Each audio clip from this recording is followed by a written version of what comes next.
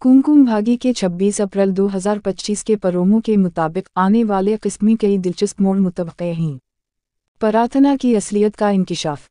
पिछली किस्म में रावणक ने प्रार्थना की जिंदगी बचाने के लिए इससे शादी करने का फैसला किया था।